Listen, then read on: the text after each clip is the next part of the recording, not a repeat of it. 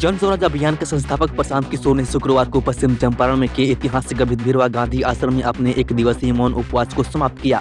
उपवास खत्म करने के बाद उन्होंने प्रेस कॉन्फ्रेंस में कहा कि महात्मा गांधी की प्रेरणा से बिहार में और जन आंदोलन और अधिक मजबूत और व्यापक बनाने का संकल्प लेते हैं। प्रशांत किशोर का कहना था कि केवल सरकार बदलने या सत्ता परिवर्तन से व्यवस्था नहीं बदलती। असली बदलाव तब होगा जब समाज जागृत होता है और अपने अधिकारों व कर्तव्य को समझता है।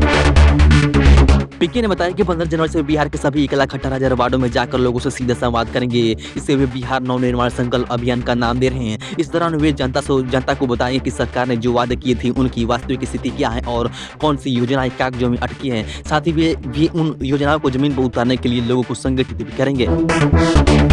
उन्होंने कहा कि पिछले 2.5 वर्षों से जन स्वराज एक बड़े परिवार के रूप में उभरा है। उनकी माने तो बिहार की राजनीति लंबे समय से जाति धर्म में धार्मिक ध्रुवीकरण और पैसे के प्रभाव के इर्द गिर्द घूमती रही। इन कारणों से वास्तविक मुद्दे पीछे छूट जाते हैं। उन्होंने कहा कि बिहार के समाज में अपार शक्ति है, लेकिन इस शक्ति को व्यवस्थित दिशा देने की जरूरत है। रोजगार, शिक्षा और पलायन जैसी समस्याओं को हल किया जा सकता है, पर इसके लिए जनता को जागरूक होना जरूरी है।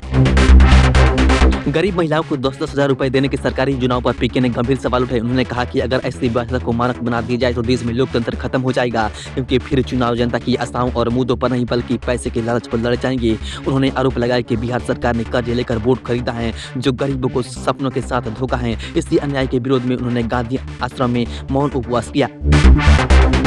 प्रशांत किशोर ने यह भी कहा कि गरीब महिलाओं से 2 लाख रुपए देने का वादा सिर्फ चुनावी रणनीति थी। अब सरकारी अधिकारी नई शर्तें बताकर उन्हें उलझा रहे हैं। जन स्वराज ने तय किया है कि वे बिहार के 1.5 करोड़ महिलाओं का फॉर्म भरवाने की जिम्मेदारी लेंगे और गांव-गांव जाकर पूछेंगे कि किसे पैसे मिले और किसे नहीं। उन्होंने कहा कि जनता के हक की लड़ाई है और उसे पूरी ताकत से लड़ेंगे।